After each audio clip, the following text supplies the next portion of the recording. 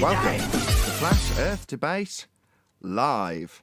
I'm your host, Nathan Oakley, and if you are new to this channel, or you've not done so already, then be sure to subscribe. Hit the bell notification icon and join button if you'd like to become a Nathan Oakley 1980 channel member and keep up to date with the Flat Earth Debate. If you would like to support the channel, there is a super chat that runs alongside each of these shows while they are live, and there's also a PayPal, Patreon, crypto and thanks button in the info box below the video. Most importantly, if you'd like to join the discussion, simply mute the page you're currently watching, then click the link in the info box below this video to join the panel and express your views on the nature of Earth. If you do join, please don't swear. If you do, you'll be ejected, and if you are, please don't try to rejoin the stream using sock accounts. You'll be warmly welcome back on the next stream. Please also share the show on social media. Sharing the show obviously increases the live audience, but this in turn increases the chances of a more diverse panel, so please share the show on Facebook and Twitter. Now, we are joined by Sleeping Warrior, 10th Man, Chocolate Saiyan, Arwin, Brian's Logic, Neil, and a whole bunch of people in Discord, so welcome one and all. Hello, hello. Yo, what's up? Sky. Hey, good morning. Good morning, good evening, good afternoon, wherever you may be. Good to have you all. Good morning. Good morning. Hello. Pleased to be here, I'm sure. Yeah, I thought you weren't going to be here for like a half hour.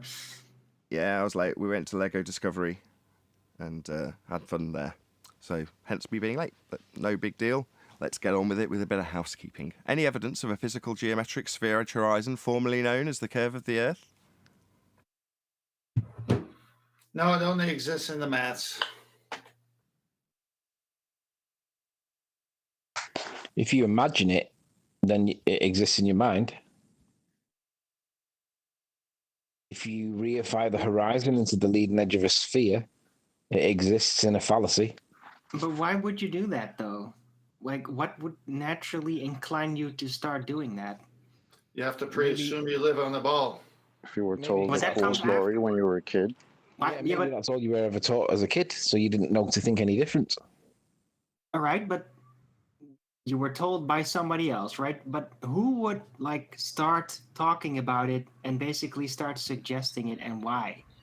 When there is no natural teachers. suggestion to do that. Teachers in primary school and high school, and then they forget about it for the rest of your life, and then before you know it, you're 40 and you're questioning the shape of the Earth. Right, but I'm talking about who actually came up with it. Or, yeah, we don't really know, of course. Well, the national curriculum, innit? Mythological figures presented as who supposedly discovered it. But how would you come up with it and why, right? When everything is optically very naturally flat, right? So why would somebody then come up with, hey, what if you think about it like a ball? Why? What would be the motivation behind that?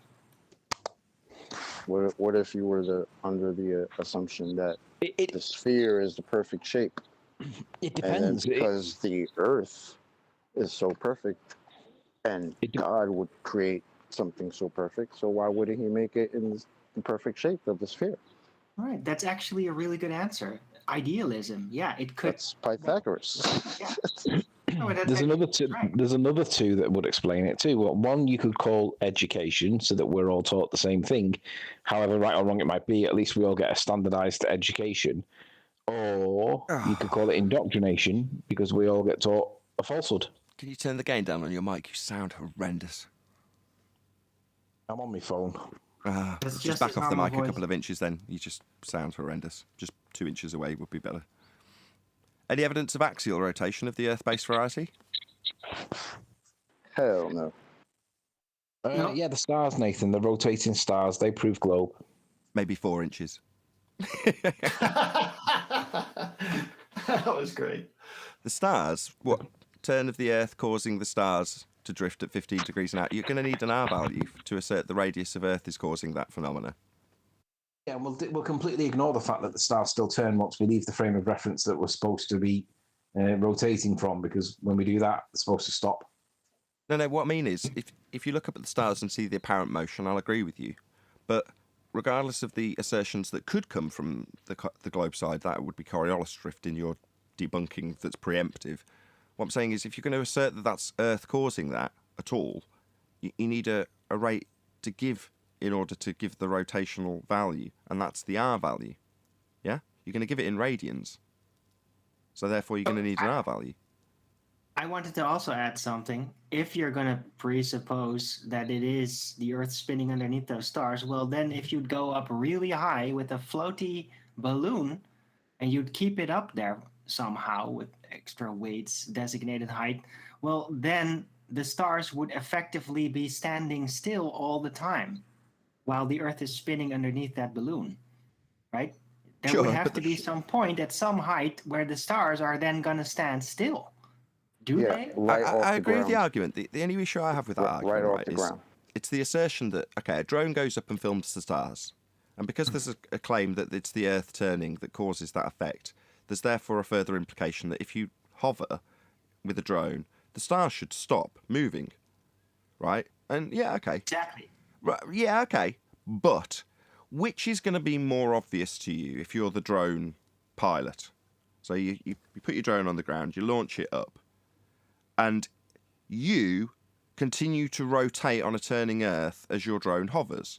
In other words, you're moving away from the position of the drone at the rate that the Earth spins beneath the drone, according to the claim of Coriolis effect. Now, from your vantage point, it looks like it curves upwards as you push the up stick. So the drone goes in a straight path up, you've only pushed the up stick, but from your vantage point, according to the claim of Coriolis drift, you'll see it curve up and away from you at the rate that you're spinning away from it in order to have the stars stationary in the drone's imagery if there's a camera pointing up, right? Well, that means that which of the two things you're going to notice?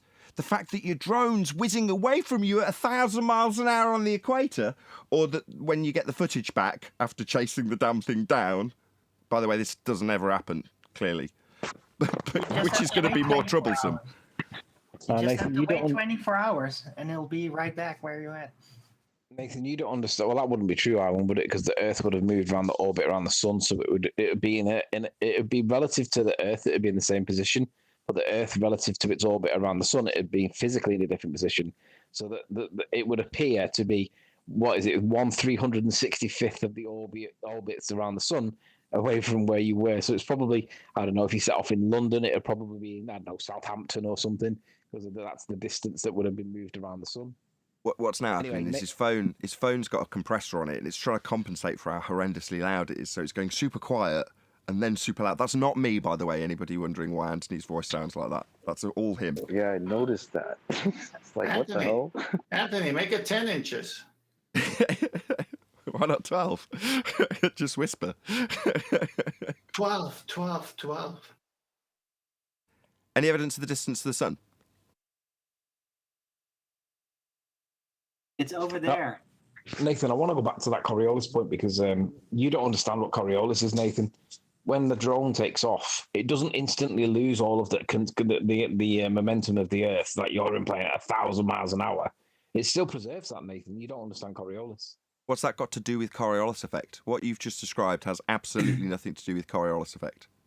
Right, and how would it retain Sounds like momentum? Earth. How would Hold it on. even Owen's do that bitten. in the air? Owen's bitten and I'm completely just pointing out undermined that it my... doesn't instantly lose the 1,000 miles an hour speed, the Let's momentum try that of the again Earth. just without Owen ruining my complete annihilation of Anthony's point. Let's try that once more. I'm sorry. Okay, so Coriolis effect is only observable as you rotate beneath things. So therefore, to observe Coriolis effect in anything ever, I have to be the one describing what I see as I rotate beneath things. Now, you've launched into telling me what the drone does. Well, that's got sod all to do with Coriolis effect. It can do anything it likes, so long as I rotate beneath it to see Coriolis drift. Yeah, that okie doke that's don't work only- anymore. It's the only way to even have a debate about Coriolis. You have to have one side that basically ignores what it is and starts imagining how it's actual movement. Right. And that's how you get a debate. Yeah. So the flat earthers end up arguing on behalf of the globe believers about what they should be claiming if they believe they're on a globe earth that spins. And once you've got that established, which could take an hour, then you might get them to concede that they think there's 15 degrees an hour drift as Earth turns beneath things for you to see Coriolis effect. And then you debunk it by pointing out, if we're turning beneath a drone, it would away 1,000 miles an hour. for you to see it seem to curve away from you. And then they'll just commit heresy. Anthony's going to destroy this live show. I can just tell already. Yeah, Or they could just cut off a little. Sorry, man. It's okay. Try it once more, John. I said, and then they'll commit heresy. Yeah, after you. they'll deny the very premise that the globe's claiming. Globe claims Coriolis effect, and Anthony's argument is essentially something that has sod all to do with Coriolis effect. And in fact, the premise that he's based his argument on, which is not Coriolis effect, defies Coriolis effect. Because if the drone's retaining velocity of the ground beneath it, it's not drifting from the guy's vantage point on the ground beneath it that's supposed to be turning as it drifts away. That's the effect you describe when you detail Coriolis effect. It drifting away from your vantage point as you turn beneath it. So Anthony's saying, well, it wouldn't do that. So it wouldn't have the globe claim a Coriolis effect then, Anthony. That's the okie doke we ran around with for a long time. That's over now. Anthony and I did this recently. I don't know if I'm throwing her under the bus by saying this, but with Rachie, 00000, YouTuber, subscribe today. So I don't know why I was just doing whatever I do, and Anthony gets me on Skype and starts talking about Coriolis effect with me. I'm like, okay. And it's like, can I introduce Rachie to this conversation? Because I really wanted to. I'm like, yeah, whatever, fine. So then I get Rachie telling me about how conservation of angular momentum is something that I need to be concerned about, and I'm not representing the argument correctly and things like this. I'm like, no, I'm not. I do understand this stuff. I assure you. They're just telling you should believe in something that isn't the globe's claim of Coriolis effect at 15 degrees an hour. These heretics are teaching you there on their own alone, not in line with the globe claim, Globiolis effect, and telling you should be arguing against that. Makes their life a damn sight easier. But Anthony made me have that conversation with Rachie for some reason. I don't know why. I'm pretty sure she'd have figured that out by herself. She's not exactly stupid. Right. All we have to basically explain to them is that they don't really understand. Well, they don't. Well, if you take what they would say as globiolis or heresy, then there's no drift, right? So then you go against the very claim you want to prove, but you can't. So you go against it, and you become a heretic. Did we actually get an answer for the distance to the sun? We seem to have gone back onto Coriolis deflection and axial rotation of the Earth-based variety. Maybe I can just ask for R, as that was covered. Any evidence of the R value, Earth radius? Anybody at all? Earth radius, anybody at all? Anybody? Anybody? Derived from a flat plane. You guys in Discord were getting quite chatty about your models and such. We're talking about the premise for that model of a sphere, R value. That's what it's all based on. Well, it's mathematical, so they don't got it. Well, that's kind of what I brought it up for, because that's what they were talking about in the pre-show. About maths and models and reification, in essence. But now we're actually asking for the brass tacks of their model reification, which is the R value. If Earth's going to be a sphere in your claim, then it needs an R value to presuppose that it's a sphere. Wasn't the guy also talking about time, a concept, as a causal force? I don't think he was necessarily claiming it. He may have just been repeating back claims he'd heard about it. Wait. Yeah. Time, a causal, and a force? What? Well, if you're going to go into force space, it has to be Force space. Okay, as we're on the subject, it seems like what I asked for gets the answer to a different housekeeping question today. We're in crazy 4D space-time land. Any evidence or scientific evidence of gravity? No evidence of the molten iron core.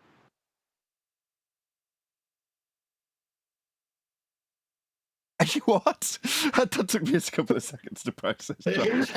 What? Good one, chocolate. Good one, chocolate. Normally I can Chocolate's got ask you one of these jumping housekeeping around. questions, then go into autopilot thinking about what I'm going to do or how I'm going to respond to what's coming. Doesn't normally take a few. You've moved the cogs in my gearing, chocolate. That's not fair. Cling. Yeah, springs are going You're everywhere. the one who said somehow we're ending up in other questions after asking one question. So you asked about gravity. Yeah, no, definitely no evidence of the molten iron core. Thanks. Especially after your morning with the kids, just let go, Nathan. All right, I've realigned my cogs now. Yeah, okay, fine. So what you're saying is the gravitational accretion claimed in the Storia, the Narnia land, the story of Narnia land called Space, has Theia smashing into Earth and the debris forming the moon with gravitational accretion. Therefore, the molten iron core, which is oversized because of that deposit of Theia's molten iron core when it hit Earth at a glancing blow and then formed the moon through gravitational accretion, would be your scientific evidence of gravity by my standards. And therefore, this isn't a syntax error. Right, Alwyn? So, no, that's not scientific evidence of gravity. Chocolate, how dare you? What's the hypothesis for that Theia story that I assume you're meaning, rather than throwing me off completely with a nonsensical answer to a question about gravity? The only evidence for the R value is mathematical. But that can that be considered? Stop! Evidence? Everyone stop. You're all trying to do this deliberately now. You're all just having fun with me. Right? Scientific evidence of gravity is the question on the table. Okay?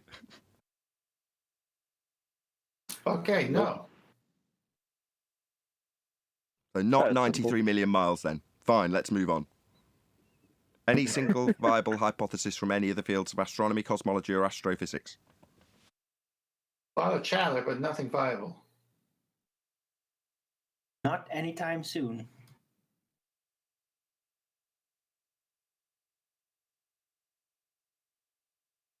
Can the guys in the Come on, live stream chat not just... even- Sorry, just one sec. Just the guys in the live stream chat, if you can let me know if everyone's all roughly the same volume, i.e. me versus G+, because of Anthony coming in. I've just fiddled with a load of settings to try and quickly solve the problem. So I don't know if I've messed things up and balanced things, but until I listen to it later on, which I can't do now. But just let me know in the chat if everyone seems roughly the same volume. That'd be really appreciated. What were you going to say, Arwin? I'm sorry to interrupt you with a technical thing. Oh, no, I just said not anytime soon. Oh, for viable hypotheses. I was gonna say, what about if anybody, like one of those people that used to tell us all the time that we have all the science for the globe? I mean, if any of those people are in here, then maybe they can give us a viable hypothesis. Ah, those were the days with the pink writing. You know, I reminisce sometimes. Chocolate, aren't those the same people now say that science doesn't prove things? See, I was gonna say that, but I was hoping that maybe one of them was still like of the old and busted clan that used to tell us that and called us science deniers. So I'm hoping one of them could tell us all about at least one viable hypothesis for one of their bullshit claims. They can't all be running around saying science doesn't prove things, right? Because then why were they talking about science in the first place? But they do. That's weird. It is weird because we're in La La Land with them, and we've only recently realised this. So why is it that the adaptation of that claim comes our way and then fades away, never to be repeated again? Right? Why aren't we called science deniers here? We've got opponents. There's plenty of them. They're racking up all the views in YouTube, right? They're the ones being recommended. No, they're just as much a subset of normie society as we are. They just haven't realised it yet, and I'm here to point it out to them. So why is it that they can have this argument? Well, so that the normies who do believe in the globe, unlike you anti-flat earthers who deny most of it, right, can still go around calling us science deniers. Because they do. If you go and watch normie mainstream YouTube, and they happen to mention us, they'll talk of us like science deniers, and they'll even say it. Because they can get away with it, can't they? Because they haven't spent any time around us to have their arse ripped through their throat when they actually claim that they've got science for the globe, which you haven't, right? So you've adapted and started saying science doesn't prove here. That's what you do, because you're anti-flat earthers. You're not really globe believers, which makes you just as dangerous to normie society as us. Hence, you're put into a nice little subset of the internet, just next door to us, over in some dark corner where you can't affect the people who actually think we're denying science, rather than appreciate there isn't any for the globe, like you do, because we tell you. Well, you know what the number one thing that people that deny science say is? I don't actually. You'll have to tell us. Science doesn't prove anything. That's all it does. its only purpose is to empirically prove one way or the other if something you have proposed causes a phenomenon you're observing, causes it or not. Oh, what causes that? Well, I think it's this. Well, is it this or isn't it? Well, let's do an experiment. Oh, it wasn't that. Well, we've proven it wasn't that. Or, it was that. So we've proven it was this. That's all you can get at the end of an experiment. Proof one way or the other. And if you're a science denier, you'll just say, well, that didn't prove anything. You'll say what? You'll say that didn't prove anything, even though it proved something. No. You'll say it disproves something. Yeah, but you And science automatically doesn't prove it disproves. prove something if you disprove something. Yeah, I was going to say, if you disprove something, you're automatically proving something else. Sorry. Just how that goes. You That's why vary you gotta A know. and see if it causes B. And if you vary A and it does not cause B, then you've proved that wasn't it. So it wasn't that then. Proof positive that that wasn't the cause. You know what I mean?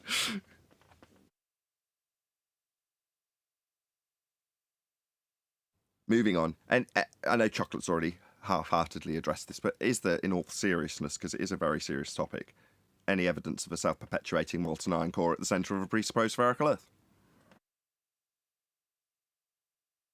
Well, what's gravity?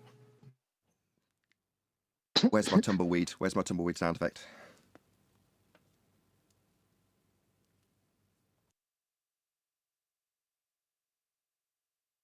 Come on, somebody's got to be able to claim a molten iron core. It's 12 of you in Discord. Maybe we're asking the wrong question. Maybe we should ask, does anybody believe in the self-perpetuating molten iron core at the center of the presupposed spherical Earth? No one's gonna touch that hot tamale at the moment. The problem with asking them if they believe, as I've just segregated them out into a subset of anti-flat Earth versus flat Earth in the same dark corner of the internet, right? They're only in that dark corner because they don't believe. They're coming up with all sorts of new things. They're basically Arwin, just without realising it. The arrogance level's off the charts, whereas Arwin recognises that, hopefully, if he can come up with enough heliocentric nonsense, he can slip it into the rhetoric. Cool. I'll be part of the story. It's just a story, and it's flowing. So why can't I toss a rock into the pond, disturb the flow, and have it become part of the flow? There's no reason why not. Well, the anti-flat earthers are also doing that, but they kid themselves that they're actually preaching the globe rhetoric. Oh, well, this is the globe belief that things don't drift at all. You'll never see any. No, it isn't. The globe claims 15 degrees now. You just don't believe. So while you're saying we want to find out if anybody believes in the molten iron core, nobody that's here in this little dark corner of the internet segregated away from normie society. That's us and you, Dan, and Katz, and Ruhif. You're all here in hell with us. Of course, I don't see it as hell, you do. But kept away from normie society, they're never going to claim they believe in the molten iron core. Why would they? But normies do. They don't know any better. The problem with the molten iron core is regular normie people think that volcanoes are caused by the molten iron core. So nobody even has a proper understanding. Well, you know what the anti-flat earthers on this remind me of is the story of during the Black Plague of the priests who would flatulate themselves as they walked around thinking that God was mad at them and that's why the plague existed. So they'd beat themselves with whips. It's sort of like the anti-flat earthers in this discussion. It's a heretical group. That's actually kind of funny. Yeah, it's a heretical group that just beat the crap out of themselves for the globe. Got a term. And their 2022 version of beating themselves with a whip is listening to people they cannot stand, even though they partly agree with because they don't believe the same shit that apparently we don't believe because they try to argue the opposite of what their actual narrative claims. So that must be some type of hell. It's interesting. Called self-flagellation.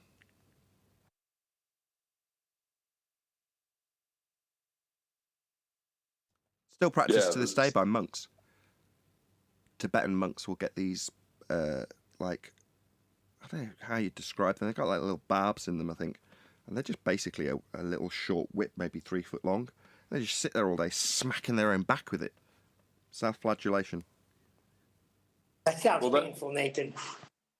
Well, that the point of it being heretical is that the Catholic Church or Christianity didn't, either one of them didn't accept that as a methodology, or a tenet.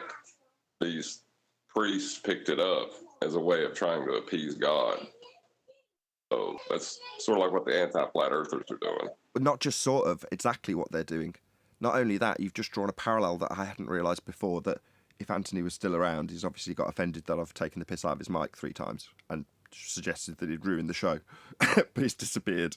But there's a parallel that I think he'd enjoy as well, which is to say that when we say that they're heretics, well, that line doesn't end at the globe, does it? Because while we can talk about the ultimate origins of the sphere Earth being a flat Earth angle measurement, who was the one holding the protractor and writing it down and disseminating it to the public? Was it atheists? Was it atheists that came up with this heliocentric model? Anybody at all? No, the Catholic Church. The Catholic Church. So when you anti-flat earthers arrive here to tell us all about your on your own, singular, alone, away from the Western world belief in heliocentrism and the sphere Earth and all the beliefs that you need to have to call yourself a ball believer, which you're not, when you get here, you actually need to be told how to believe correctly in the church's globe, which you don't. Heretics. Because that's who gave it you. It's the church that gave it you. Not necessarily the church that any of us believe in, or the church that any necessarily Christians or who would call themselves Christians would believe in. But the church, nonetheless, have come up with this belief structure that you guys on the anti-flat earth side deny. Heretics. And you need to get back in line with what the church told you to believe in. None of this Earth moving with atmosphere, no drift to sea. The church has made it clear that you've got 15 degrees and out of drift as the sphere Earth they made up turns beneath your feet. Okay, so you need to understand and believe in what the church has told you to. Let's get that straight, heretics. This is a great day. They even gave them their origins. Didn't their little Big Bang come from a Jesuit priest named George Lanet? The Maitre.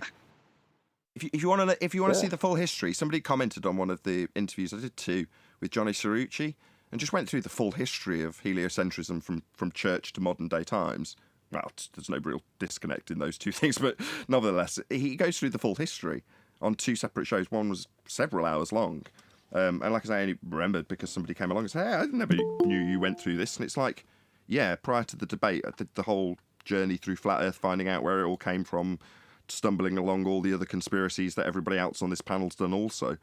I'm not saying Johnny Cerrucci was conspiratorial in any way. He was incredibly well researched, in fact, astonishingly well researched. Check him out, actually, if you want to extend your knowledge of how this lie about the globe came to pass from the church.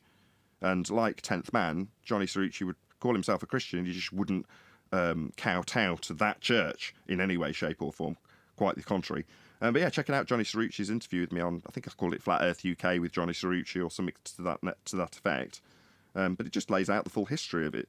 The closest person that I know that has gone through that on other shows is Adam, and 10th has just got good knowledge of it as well. But certainly Adam's gone through that history on various different shows that he's done and interviews that he's done, because he's also very well versed in it, far more than I. And like I say, no more than 10th Man, who also has got an exemplary knowledge on this stuff, how the history's come to pass. It's just a shame that there's that evil overlap with Christianity and, in quotes, the church. And it isn't quite like that. It's too condensed. I can't get it condensed enough to just disseminate that now right in the middle of housekeeping. Although, did we finish housekeeping? I'm so confused with what we covered, thanks to the panel. Man, it sounds like y'all were covering my favorite subject. Yeah, I was just talking about that elsewhere, about the church coming up with this heliocentric model and then pretending that No, it wasn't me, bro. Even though all of my influence is still around today, when in Rome, right? That New York correspondent Eli, high over the skies of New York in Chopper 5. That was air pressure without a container, what he was demonstrating this thing. The gradient. What about the gradient? What about it? Any evidence you can have gas pressure without the necessary antecedent of a container to press upon? There's a gradient, Nathan, that shows that you don't need containment. No, you still Gradient need... requires a container. Yeah, gradient is a gas pressure gradient. Still need containment.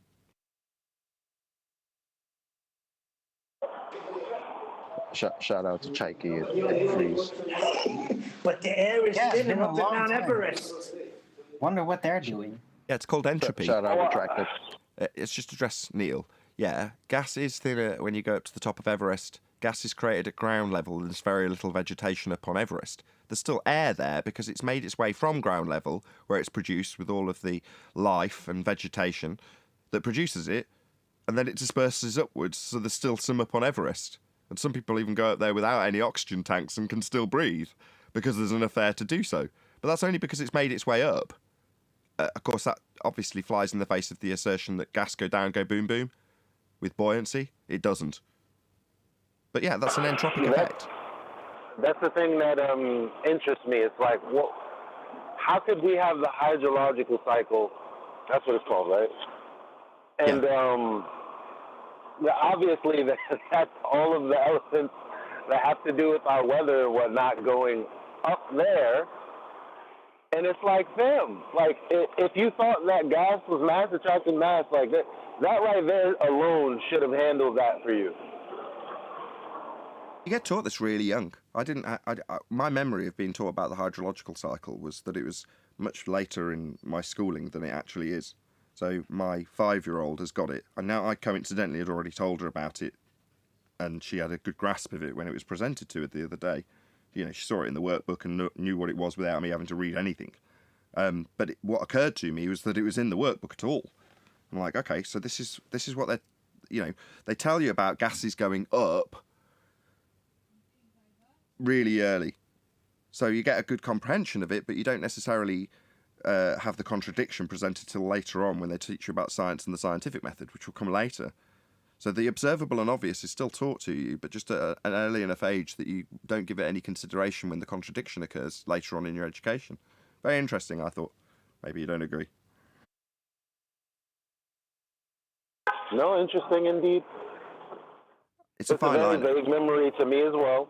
I was like, oh yeah, something about acid rain or something, and they said something about the ozone layer or something, you know. By that, I just mean I don't want to become a baby bore talking about my kids.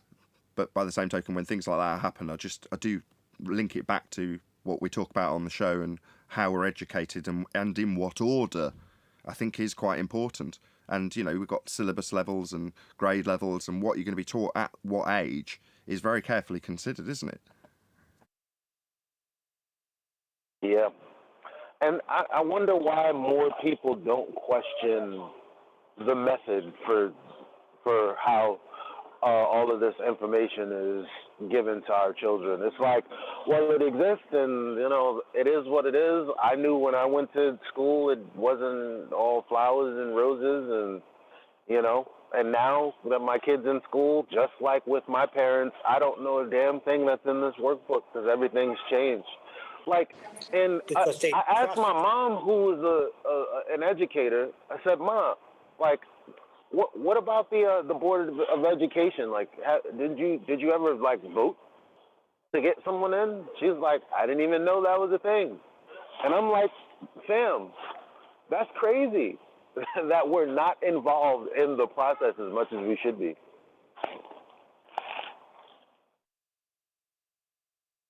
Yep.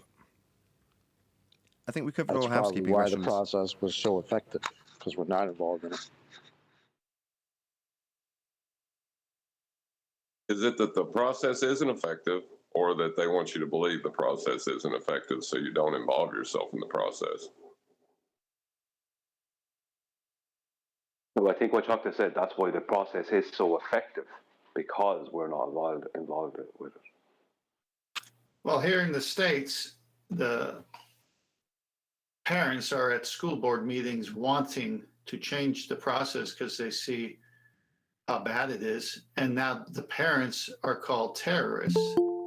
And the children, according to these people who are set against the parents, say, when your kids are at school, there's a child of the state, no longer yours. Don't tell us what to teach them. This is the fight going on. So, yeah, we're seeing what they've done. They've kept everybody busy, whether with materialism or other concerns, and everyone has the best thoughts of others going forward. At least good people do. You know, school's going to teach them math, English, history, stuff like that. And you come to find out they're doing a lot more than that. And so you come up to say, hey, that's not why I'm sending my kid to the school. Leave that stuff to the parents and just teach the basics. And the school boards and teachers say, they're not your kids. They're our kids. This is where we're at. Remember a while back when I somebody- talked about getting some feedback from somebody in Discord. Sorry. That's all right. There was a comparison made by another YouTuber in terms of what prison was like, and it was described as being high school rules with life and death consequences. Well, that parallel between school and prison works both ways. So just for size, I tried it on another homeschooling parent, and I was like, I gave them the parallel and just to see what their reaction was, and they just immediately instinctively agreed with me. But yeah, when you think that description does hold a lot of weight, because you're like, yeah, if you've been to jail, I haven't. The high school mentality being described, it's like, well, okay, doesn't that just mean that that's prison mentality then? So school has prison mentality. Well, you know, it's interesting. The joke amongst any circle of friends, or any ecosystem of friends. Can I say that? Ecosystem of friends? Yeah. Don't stop me now. But every time it develops, it's like, you know, especially with the advent of Facebook and social media, you got these groups that get together online, and then they decide, wow, we live really close, we should all hang out. And then there's 50 people that come out to hang out, and then it becomes this big, beautiful thing. Everyone hangs out. Everyone loves each other. Some people hook up. Some people become really good friends. And then you start to see the cattiness. You start to see people bickering and you know, gossiping. You get to see people sectioning off. You have this group of friends within that group of friends over here, some over there, some people that are neutral, like myself, some people that don't like that. And every time humans get together in a group, it's because it's not just me who describes it like that. Even the people who are doing people wrong, they all say, oh, everyone's acting so high school. Because that's exactly what it is. So to me, it's like, why do we keep thinking incorrectly? Maybe that's where we need to look for the answers to how we're able to be so fooled for this long. Wow. The common denominator going on. I think it's a psychological thing, and I think they got us beat in spades. I'm going to read out a couple of super chats. So shout out to Rinsler, who says the background images are really well picked. They highlight the contradictions in the official narrative, like the clown. He's talking about Craig. For instance, who says, what bulge? Yeah, the reason they're well picked is because they're all thumbnails prior to the text going on them, for the most part. So whenever I've made a video, this one is another example, Simon Dan defending the black swan with refraction. This made up part of the thumbnail for that video, just without whatever the title of the video was over the top of this. So yeah, Simon Dan's face, because he's claimed this. Bent horizon, 2 horizons, one with a straight line to it, not the one you see that they need if they're going to claim anything about celestial navigation. The second horizon, the one that they're claiming we do see that destroys their geometry in the rebuttal. Like I say, this is just from a thumbnail. But yeah, I'm glad you've said that because there's like a lot of work. It takes a couple of days to put together one of the slideshows because it's, you know, a hell of a lot of imagery, and they just rattle on past, and yeah, 2 hours of them. Anyway, thank you very much for the super chat. Really appreciate the support, Rinsler. Really do appreciate it. And oh no, the one's already gone from Retro Bill. A hovering bullet would exhibit no Coriolis effect whatsoever, but once shot from a rifle, that same bullet becomes a banana. Okay. Thank you very much for the super chat. Really appreciate the support, Retro Bill. You know, on the refraction thing, Ruhif has got in contact with me about wanting to do a debate that I offered a month ago. And, like, he's trying to debate me in the comments, and he says that there's a correction for refraction in the instrument. And I asked him what he was correcting to, and he didn't answer me. Yeah, that's because we all know what, don't we? How's that geometric horizon working out for you, Roofy? Why wouldn't you answer him? Just tell him, just say geometric horizon. Why didn't you say that? I mean, that's what you wrote down and sent to me and Adam, and we all had a good laugh about it. Seems weird that you'd be so hesitant to tell John. Yeah, we know exactly what he's correcting from. That would be the physical leading edge of a sphere formerly known as Earth curve, with a straight line to it. Right, Roofy? Well, another interesting thing is he can't wrap his head around the fact that a straight line can't be tangent to a circle at 3 points. That's impossible. And in the celestial sphere model, you have the angle at your foot, at ground level, and then you have the horizon on both sides of that angle, So you can't hold a geometric horizon and the angle, and it's a tricky spot they're in. It certainly is. And how beautiful in terms of the timing that we have the Black Swan to laugh at them when they claim a straight line to a tangent point. Yeah, it's just a shame that we had Black Swan in 2 years after telling us that line's been bent, refracted. Never gonna have a straight line. What is it? No Atmo Day? Well, see, you can't even get to that in the celestial sphere because the angle is coming from the ground. The horizon should be at your feet.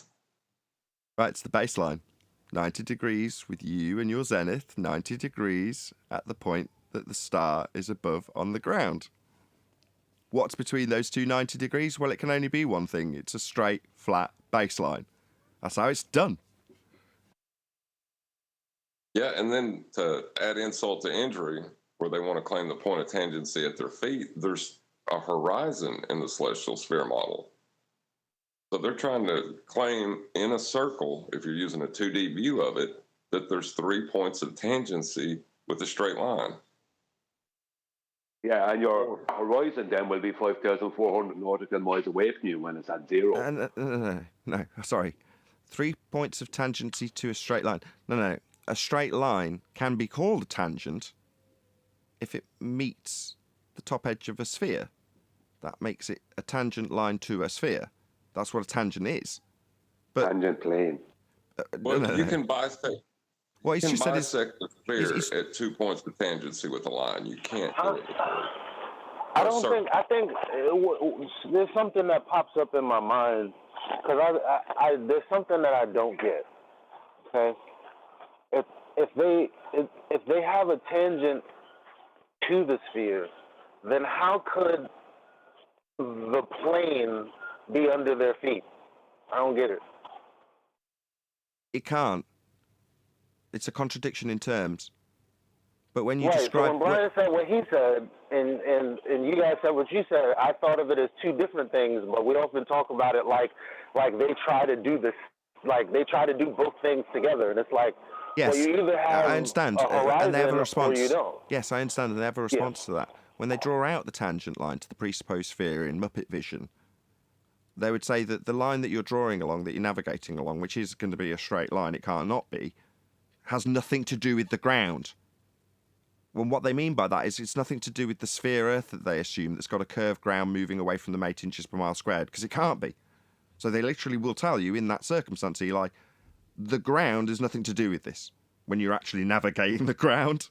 But again, I see that as them conceding that they've failed because the sphere, Earth, ground has nothing to do with this. That's because it's not a sphere ground. We're working off the surface, though. We're doing navigation. Well, at that They're point, they've using also, a flat plane, Eli. well, they've also thrown away that when they say that it has nothing to do with the ground, they're throwing away a geometric horizon because in the celestial sphere model, there is That's a what I'm horizon. saying. Yeah. They but threw that they're away using- 2 years ago. They're using a flat plane. When they use a tangent plane, they're using a flat plane. And that tangent plane, as Roofy admitted to me, can be any length that they need it to be. Now, if you're using the celestial sphere model, from your position, if you see a star go from 90 to 0, that means that that tangent plane out in front of you is stretched 5,400 nautical miles. And they want you to believe then it's after this point, because that's where your horizon actually is at that point. And it's after this point, this 5,400 nautical mile flat point, that things start to curve. That's what they start to claim after that. And they start going into minus degrees. A star is going at. A tangent plane doesn't, mathematically, it doesn't have well, in any sense, it doesn't have a horizon. Like it, I don't, because the angle is, an horizon is an optical. the angle is from your feet. Phenomena. No, the angle is from your feet. Like, so when they're doing this mathematically, in the celestial sphere, there is no horizon. There is an horizon. There is an horizon. Right. The horizon there's is a horizontal, is a function of. Hold on, Brian. Hold on, Brian. Can you mute just while he corrects you? Thanks, Eli. Thank you. The Go ahead, Brian. horizon is a visual function of the horizontal, Eli. There is no globe or geometric horizon. There isn't one of those, but there is a real horizon, which is a visual effect. That's a function of horizontal view. That's what your horizon is. No, that's true. Duh. In the celestial sphere model, there is no horizon. In reality, there is a horizon. I know that. Yeah, but the celestial sphere model is in orthographic view, not perspective view. That's correct. It's a diagram format. Yeah, but John Well, covered hang this. on. But John covered this. Hang on. Hold on, just one sec. John covered it earlier. What you're talking about when you line up with the horizon and you use the tool and you're in the celestial sphere model, you're talking about the ground.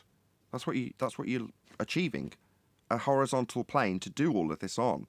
Now, the fact that you use the horizon to achieve that just means that you're referencing the baseline, like our argument states.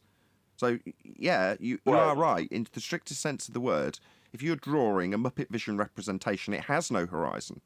It does for the sphere Earth because they draw a tangent line to a sphere Earth edge with no perspective. But in any other orthographic view, you're not going to have a horizon, unless it's some 3D rendered model that puts one in artificially. But in 2D orthographic view, there is no horizon. Eli's right. Could I just correct something else that Roofy said to John? If you Roofy must. said to John, right, and let's go to somewhat quieter.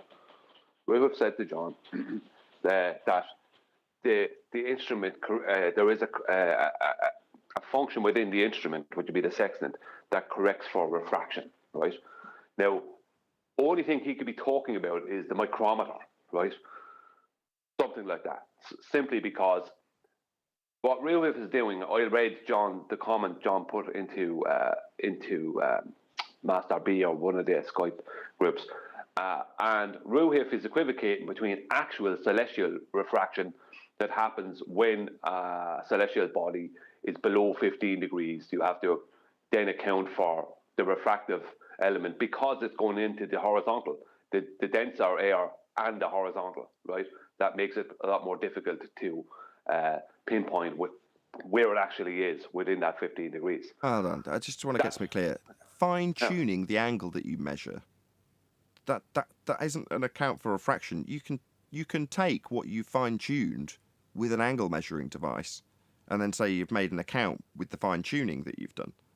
But that's just an angle measuring device. It's got no account for refraction.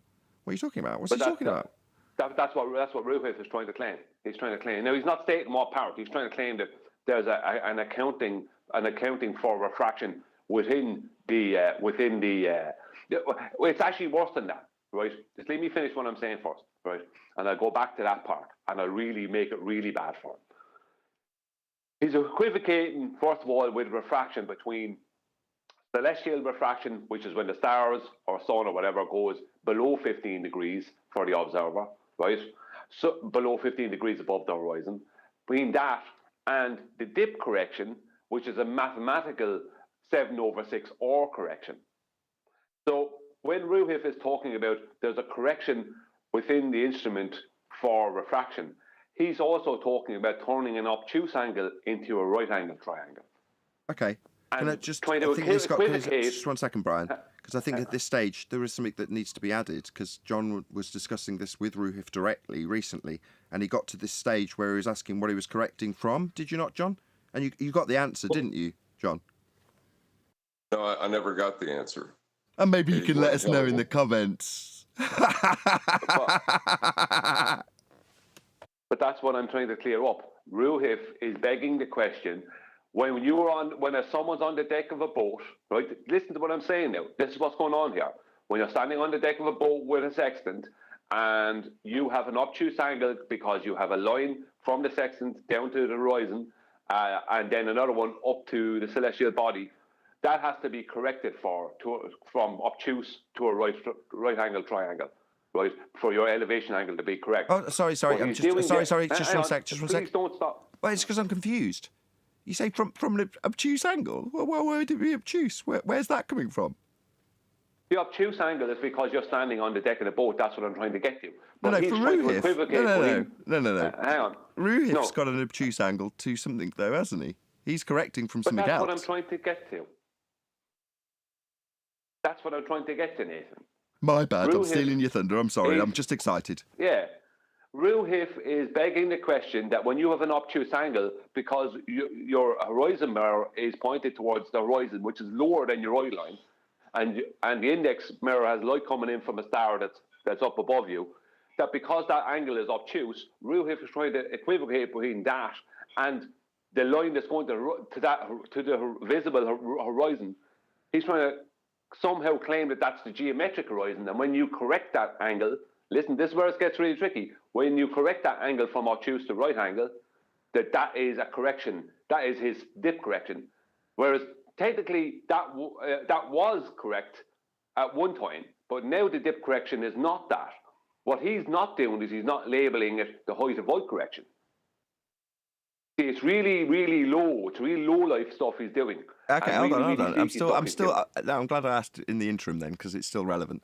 So you're saying that when he looks at the horizon, he does what he calls dip correction, but that would be a correction from the geometric horizon, wouldn't it? That's what he's doing. He's trying to hijack the actual horizon and call it a geometric horizon. Oh, right, I see. So he's looking at the horizon that we see and calling it the geometric... What is it, no Atmo Day? We are not going to see the geometric horizon, end quote, AB Science. Nobody's claiming we see physical geometry, end quote, Planar Walk. The geometric horizon only exists in the maths, end quote, the Rumpus. What the hell are you doing, Roofy, thinking that you're looking at the geometric horizon to correct from? No. Refraction! Nobody's claiming the horizon's Earth curve, end quote, Tim Osman. So no, that's not what you're correcting for, Roofy. No, you haven't got a straight line to a geometric tangent point anymore. We debunked that, didn't we, mate? Yeah? Well, hold on. I also did read those comments. The bit I liked was Roofy saying he didn't want to come here to discuss that. I wonder why. I wonder why he wouldn't want to come here to talk about this. Correction. From a geometric horizon. I wonder, Roofy. Maybe it's because I mute people. Or that you'd absolutely, without question, get annihilated the moment you came in and tried to impose a straight line to a geometric horizon. Do you disagree with all of your anti-flat earthers as well as the globe? What, all of those idiots sparking refraction? You're going to just ignore every last one of them, Roofy? I think we'll find you are one of them, barking out, it's not no Atmo day, refraction, obviously, Roofy. Yeah?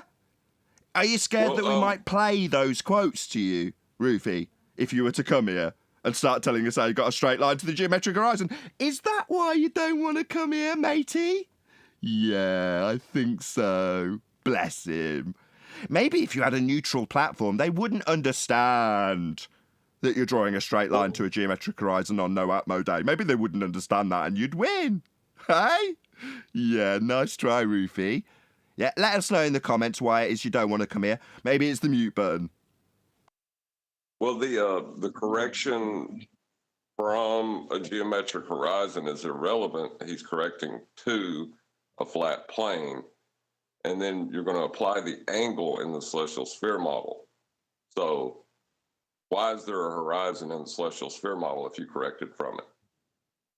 Yeah, but you're missing something else here. Sorry. No, I'm not. That's my premise of the debate. Yeah, no, I'm not missing anything. The point I'm making is that what Ruhif is avoiding, what he's trying to avoid, he's trying to equivocate between the old version of dip correction, which was height of void correction, and the new version of dip correction, which is a correction from a geometric mathematical horizon up to the actual horizon we actually see. But all the time, what he's actually doing is he's avoiding height of void correction. Now, I know it doesn't matter to you because you're going to be holding him to task on the celestial sphere model, but he is avoiding height of void correction. Tell him that's the old and busted. Yeah. Not the new hotness that he's doing.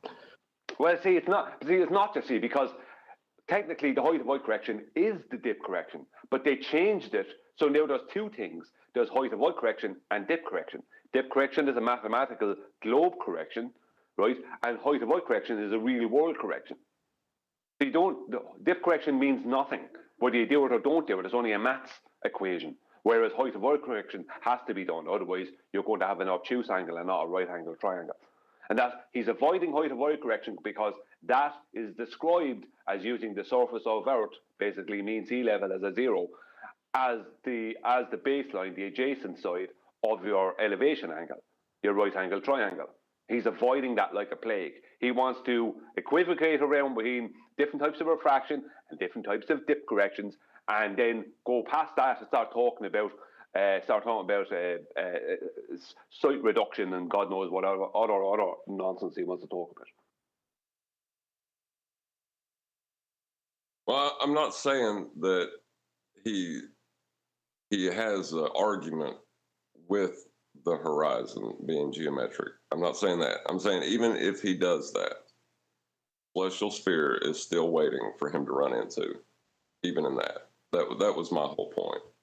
Because I'm only going to use two responses. That requires straight lines,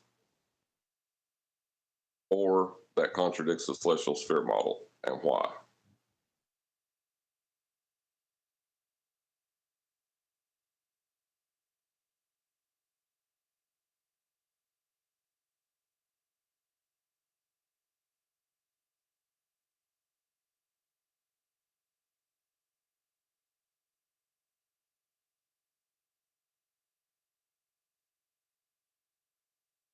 As we have a moment of silence for our dearly departed globe. I'm waiting for a Glober to butt in and like tell us we don't understand, but it just doesn't seem to happen anymore these days. Yeah, we're taking a moment of silence for the dearly departed globe. I got to go, guys, though. It's great talking to y'all. All right, see you later, John. See you, John. Later, bro.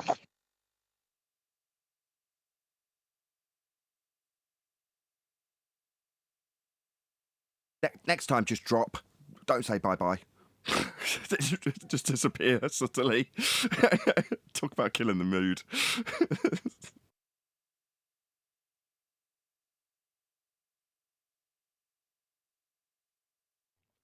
No, my subtle hint is going to lead to a dead air outro for me to say, obviously, super exciting. You must stay tuned because it's that exciting. You're all going to want to stay tuned if you're watching one of the premiering streams.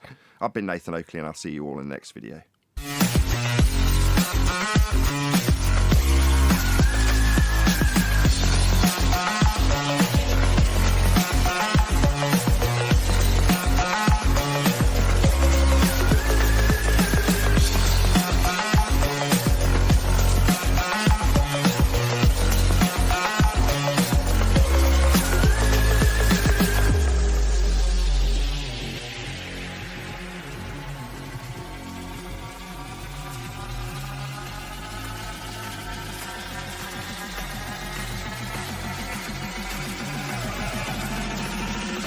Oh, what a day!